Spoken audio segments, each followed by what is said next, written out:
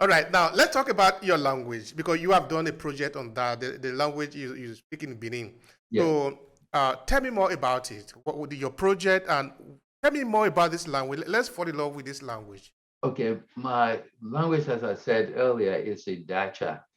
And Idacha people in the central region of Benin have their roots in the Yoruba culture.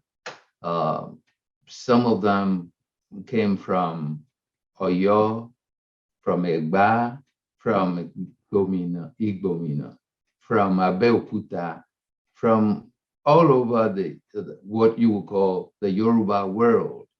And for one reason or another, for different reasons, and you understand that it was, you know, those wars among ourselves and the kingdoms fighting, the kind of rivalry. That's what actually caused people to leave.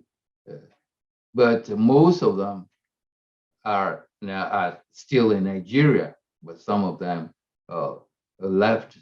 A lot of them sold into slavery, and language evolved based on the environment. Okay, the words that you use to describe the reality. Of course, if the realities are not the same, you will coin words. And if you're living with other people, you mixed. Okay, you are a Yoruba, originally Yoruba from Abeokuta or from Egba, but now you've come to a land that is dominated by the Fon, and you have to collaborate. So you're trying to understand them, and they're trying to understand you.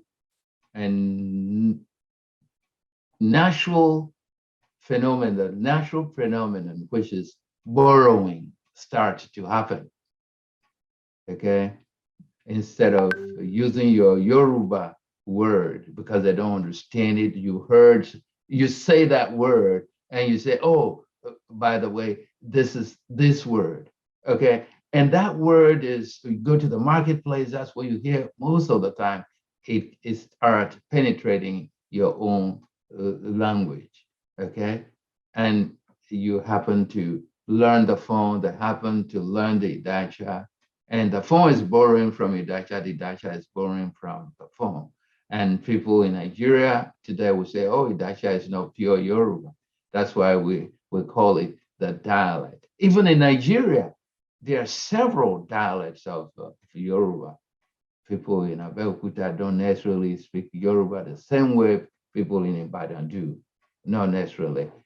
Some words of the accent, even the accent, okay, will change a little bit.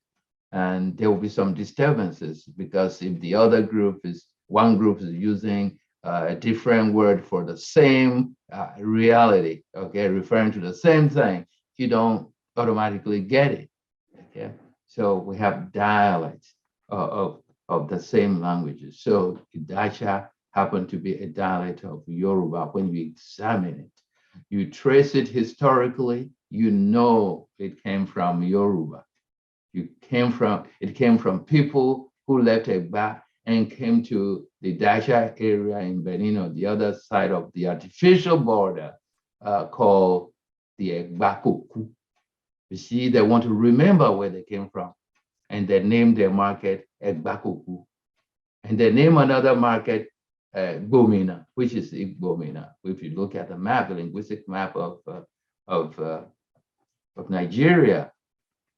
So it happens that because of that mixture of accent, mixture of words borrowing from the phone, when the Dacha is speaking, it's a little bit difficult. You know, it takes time. It takes, clearing your ear, actually, if you are Yoruba, to understand the Idacha. But on the conversely, the Idacha understand at least 80% of the Yoruba maybe saying. And in terms of religion, going to church, the Bible in Yoruba anyway. You see, so the older generation would speak Yoruba fluently, you know, but the younger generation would speak it less fluently and speak Idacha, pure Idacha, more frequently than they do the Yoruba. That's what happens. So when I go to conferences and I mix with my brothers and sisters from Nigeria, we converse. But when I'm speaking, they don't necessarily always get what I'm saying. So it's fascinating. Yes. Absolutely. Now, Yeah. what about in terms of writing? Is it the same? Idacha, is it the same as the Yoruba that you will hear in Abeokuta or in Ogun State, for example, or is it different? And how much of this language in Idacha is actually written as against spoken? Yes. You would say that Yoruba is actually uh, one of the earliest languages that have gone through the writing process. Okay. So the Bible, I was talking about the church and then Christianity, religion. Uh, very few African languages actually written. We are still in the oral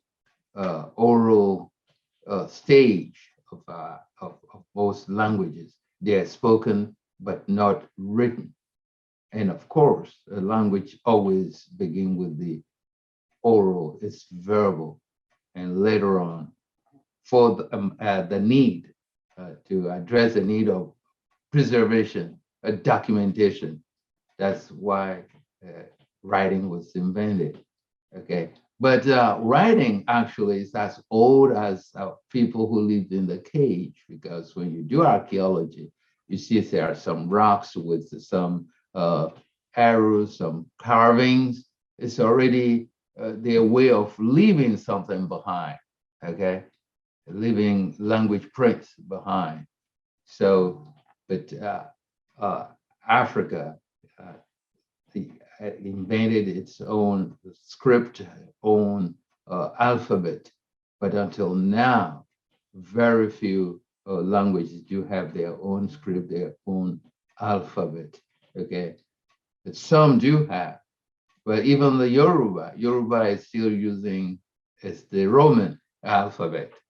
You see, the letter of the alphabet in Yoruba, except for some unique script with dots, at the bottom, like the sh, esheun, okay, without the dots at the bottom would be eseun.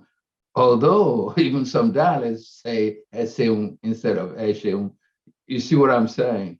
So do we have purely African script or alphabet?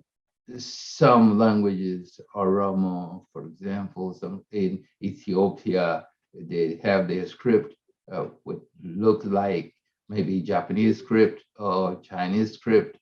So just like other languages in the other part of the world. Otherwise, the majority of our African languages still use the Roman script, the Roman alphabet. Or looking around recently, I come across many scripts actually that are coming from Africa, no?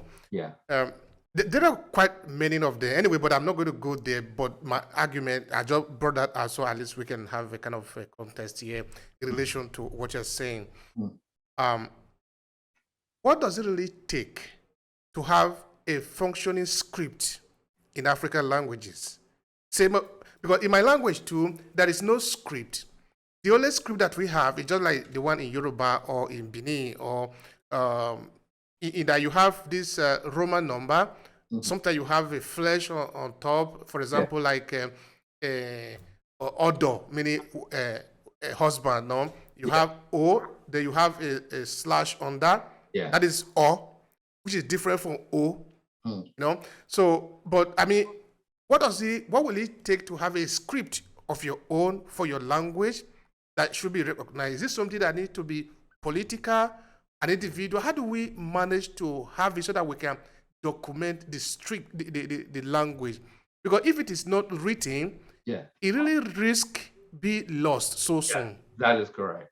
Yeah. That is correct. What can be done is now political, it's language policy. Okay, its political will is uh, to give the power to the people who speak the language so that they can organize themselves, so they can decide for themselves. Nobody should dictate what they should do or how they should do it. They help them provide the means, the tools for them. And you will see it will be amazing how quickly people will come up with a script for their languages. At some point, at some point in Benin, that's when we were doing the so-called socialism, involved in socialism. And a script was imposed to everybody. And that script was actually the phonetic transcription of languages